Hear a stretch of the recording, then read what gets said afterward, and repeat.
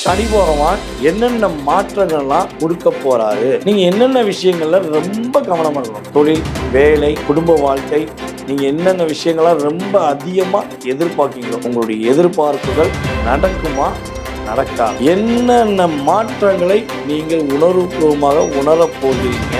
சனி பகவான் உங்க லைஃப்ல நினைச்சதை கொடுக்க போறார். என்ன விஷயங்கள்ல கவனம் இருக்குங்கிறதையும் ஸ்கிப் பண்ணாம நீங்க வீடியோ முழுமையா பாருங்க. துல்லியமான முறையில கணிச்சு நான் கொடுத்துருக்கேன், பயன்படுத்திக்கோங்க. நீங்க மட்டும் பயன்படுத்தினா போதாது, உங்களுடைய நண்பர்கள், உங்களுடைய உறவினர்கள், உங்களுக்கு ரொம்ப பிடிச்சவங்களுக்கு என்ன பண்ணுங்க, ஃபார்வர்ட் பண்ணுங்க. உங்க லைஃபும் பிரகாசமா இருக்கும். உங்கள் மூலமாக அவர்களுடைய வாழ்க்கை அற்புதமாக நடக்கும் என்பதை கூறிக்கொண்டு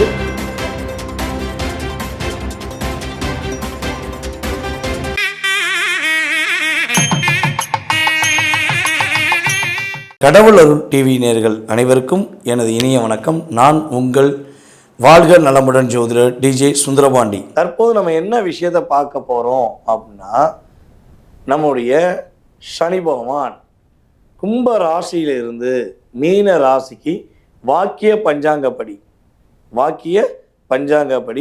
மார்ச் மாதம் 6ஆம் தேதிக்கு தன்னுடைய பயணத்தை தொடங்கும் காலத்தில் 12 ராசி அன்பர்களுக்கும் வாக்கிய பஞ்சாங்கப்படி வாழ்க்கையில் ஏற்பட போகின்ற மாற்றங்கள் என்ன அப்படின்னு பார்க்க போகிறோம். ஆனால் எல்லாருக்குமே ஒரு விஷயம் தெரியும். ஏற்கனவே ஒரு வருடத்துக்கு முன்னாடி நானே நம்முடைய மார்ச் மாதத்தில் 2025 எண்டில் நம்ம என்ன சொன்னோம்னா, சனி பகவான் மீனத்துக்கு வந்துட்டாரு அப்படின்னு சொன்னது உண்மைதான். அப்புறம் இப்பயும் பலபடியும் சனி பகவான் நம்முடைய மீன ராசிக்கு திரும்பி வரான்னு சொல்கிறோமே அப்படின்னு சில கேள்விகள் வைக்கலாம். அதாவது வாக்கிய பஞ்சாங்கம் மற்றும் திருக்கணித பஞ்சாங்கம் அப்படின்னு 2 பஞ்சாங்கங்கள் தற்போது அதிகமான முறையில் நடைமுறையில் இருக்குது. ஸோ அப்படி பார்க்கும்போது நம்ம திருக்கணித பஞ்சாங்கப்படி தான் மேக்சிமம் ஜாதக கணிதம் எடுக்கிறோம், பார்க்குறோம். அதை தாண்டி பார்த்திங்கன்னா இந்த வாக்கிய பஞ்சாங்கம் பார்த்திங்கன்னா நம்முடைய கோவில்களில் ரொம்ப அதிகமாக நம்ம வாக்கிய பஞ்சாங்கம் தான் பயன்படுத்துகிறாங்க. ஸோ ஒரு சில நம்முடைய ஜோதிட அன்பர்கள்லாம் பார்த்திங்கன்னா இன்னும் வாக்கிய பஞ்சாங்க முறையை தான் தன்னுடைய வாழ்க்கை நடைபயணம், அதாவது வாழ்க்கையில் நடக்கிற விஷயமாக மனசுக்குள்ளே ஃபீல் பண்ணுறாங்க. ஸோ அப்படிப்பட்ட வாக்கிய பஞ்சாங்கம் பார்க்கும் நம்முடைய நேயர்களுக்காக இந்த சனி பெயர்ச்சி என்று நம்ம வீடியோ பதிவிடுறோம். ஸோ எல்லாருமே வீடியோ பாருங்கள். என்னதான் இருந்தாலும் சனி பகவான் ஏற்கனவே நம்மளுடைய திருக்கணித முறைப்படி மீனத்தில் தான் இருக்கார். ஸோ அதே மீன ராசிக்குள்ளே தான் சனி பகவான் எங்கே வராரு, இப்போ கும்பத்திலேருந்து மீனத்துக்கு வராரு. ஸோ இதுதான் விஷயம். ஸோ இப்படி பார்க்கும்பொழுது சனி பெயர்ச்சியின் மூலமாக உங்களுடைய வாழ்க்கையில் ஏற்பட போகின்ற மாற்றங்கள் அப்படின்னு பார்க்க போகிறோம். வாங்க வீடியோ முழுமையாக பார்க்க. கடக ராசி அன்பர்களாகிய உங்களுக்கு சனி பகவான் உங்களுடைய ராசிக்கு 8ஆம் வீட்டிலிருந்து உங்களுடைய ராசிக்கு 9ஆம் வீட்டுக்கு ட்ராவல் பண்ண போகிறாரு வாக்கிய பஞ்சாங்கப்படி. ஸோ அப்படி அவர் ட்ராவல் பண்ணும்போது உங்களுடைய வாழ்க்கையில் ஏற்பட போகின்ற மாற்றங்கள் என்ன, உங்களுக்கு சனி பகவான் என்னென்ன விஷயங்கள்லாம் உங்களுக்கு முன்னேற்றத்தை கொடுக்க போகிறார் அப்படின்னு சொல்லி பார்க்க போகிறோம்.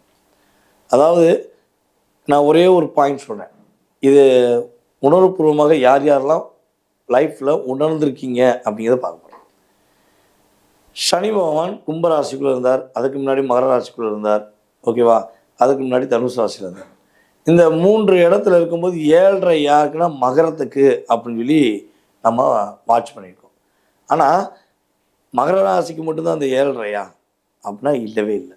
கடகராசிக்கும் 7.5 இருந்துச்சுங்க. இந்த 7.5 வருஷத்தில் நான் லைஃப்பில் படாத பாடுபட்டுட்டேன்.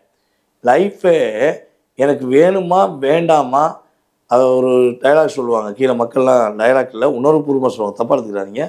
உணர்வுபூர்வமாக சொல்லுவீங்க, உயிர் மட்டும்தான் மிச்சம் இருக்கிறது, அதாவது ஒரு உணர்வு இல்லை, உணர்ச்சி இல்லை, எல்லாமே இல்லாமல் வாழ்ந்துருக்கோம் அப்படிங்கிற அளவுக்கு உங்கள் லைஃப் இந்த 7.5 வருஷத்தில் பாதிக்கப்பட்டது உண்மை என்றால், இந்த 7.5 வருஷத்தில் உங்களை அதிகமான பாசம் வச்ச நீங்கள் தான் உலகம்னு சொன்ன நபர்கள் எல்லாமே உங்களை ஏண்டா வாழ்கிறோன்னு ஒரு சிந்தனையை கொண்டு வந்தது உண்மை என்றால், இந்த சனி பகவான் உங்களுடைய ராசிக்கு 9ஆம் வீடான மீனத்துக்குள்ள வாக்கிய பஞ்சாங்கப்படி நுழையும் இந்த காலம் உங்கள் லைஃப்பில் பெரிய டேர்னிங் கொடுக்கும்.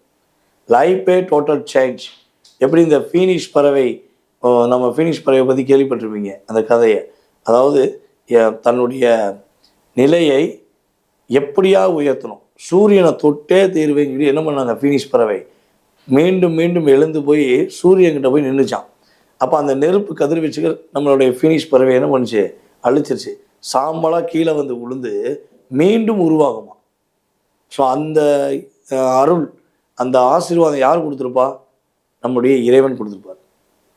ஸோ அதே மாதிரி தான் நீங்கள் பல பிரச்சனையை சந்திச்சுருந்தாலும் சரி, பல போராட்டங்களை சந்திச்சிருந்தாலும் சரி, பல ஏமாற்றத்தையும் பல துரோகத்தையும் நீங்கள் சந்தித்திருந்தாலும் த எண்ட் ஆஃப் பாயிண்ட் அப்படின்னு ஒரு நிலையில் போகும்போது உங்களுடைய இறை அருள், உங்களுடைய குலதெய்வம், உங்களுடைய இஷ்ட தெய்வத்தால் நீங்கள் பல இடங்களில் தப்பிச்சு வந்திருப்பீங்க.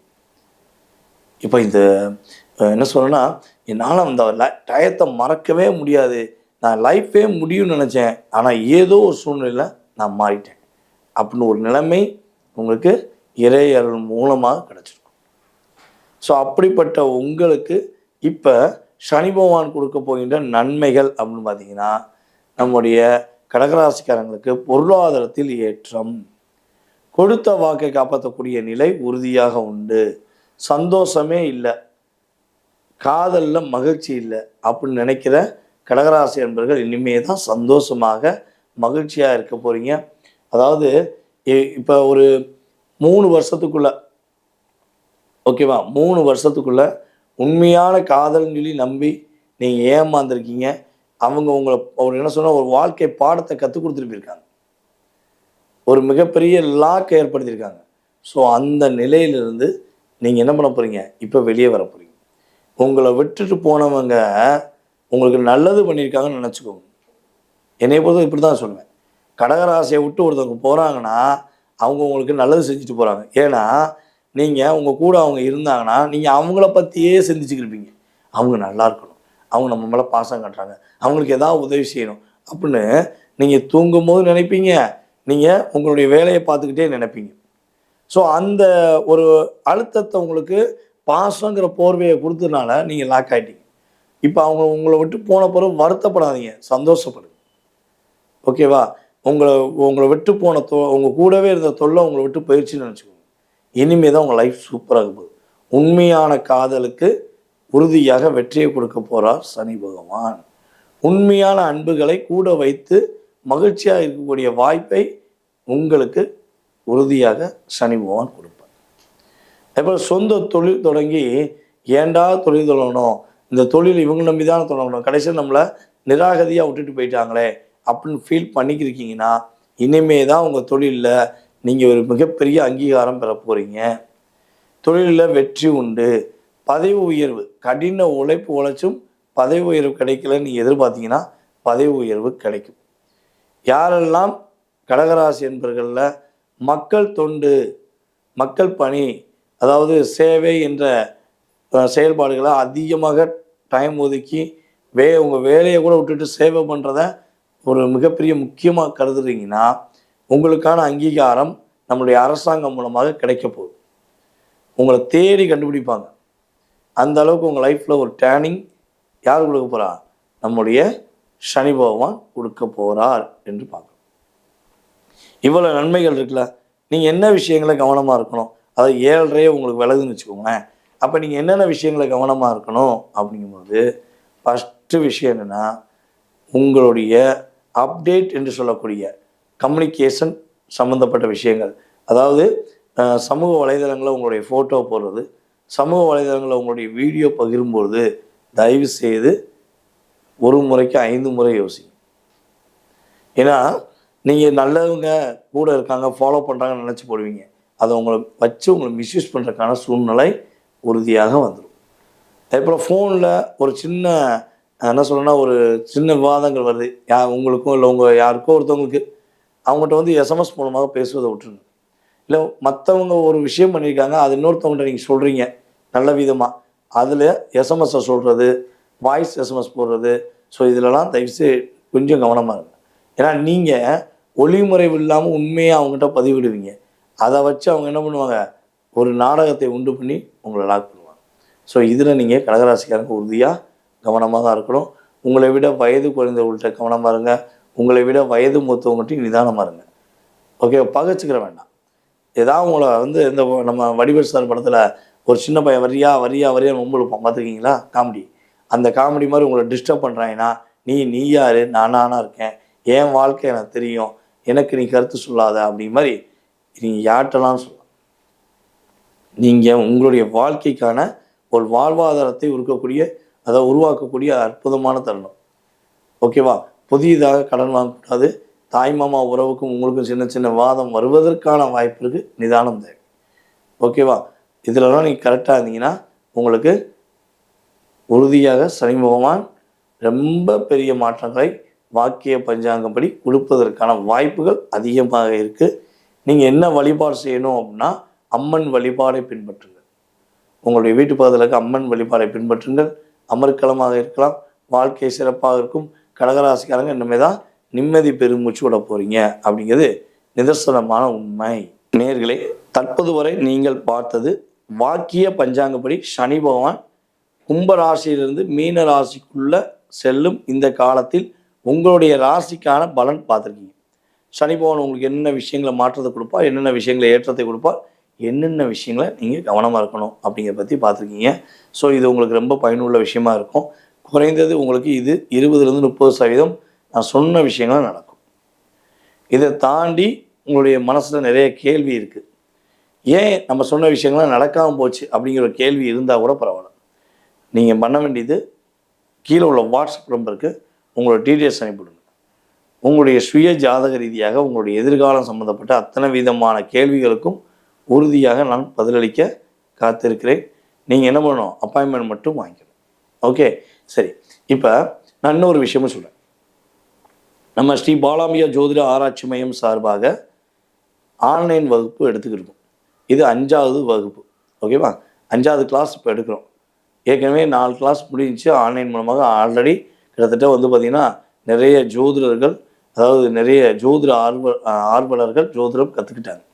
அது மாதிரி நீங்களும் ஜோதிடம் கற்றுக்கொள்ள வேண்டும் என ஆசையும் ஆர்வமும் உங்களுக்கு இருக்குது அப்படின்னா நீங்கள் செய்ய வேண்டியது ஒன்றே ஒன்று தான்.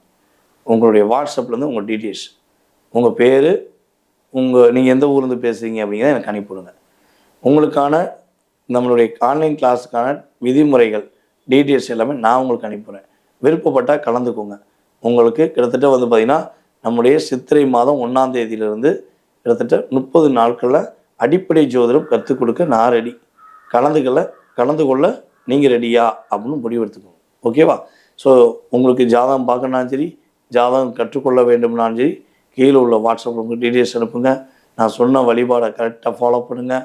சொன்ன விஷயங்களை கவனமாக ஃபாலோ பண்ணுங்கள். உங்களோட லைஃப் ரொம்ப பிரகாசமாக இருக்கும் என கூறிக்கொண்டு நான் உங்களிடமிருந்து தற்போது விடைபெறுகிறேன். நான் உங்கள் வாழ்க நலமுடன் ஜோதிடன் DJ சுந்தரபாண்டி. நன்றி, வணக்கம். கடவுள் அருள் டிவியை பார்த்தமைக்க நன்றிகள். மேலும் இது போன்ற தகவல்களை தெரிந்து கொள்ள கடவுள் அருள் டிவியை சப்ஸ்கிரைப் செய்யுங்கள். மறக்காமல் பெல் ஐக்கானை கிளிக் செய்யுங்கள்.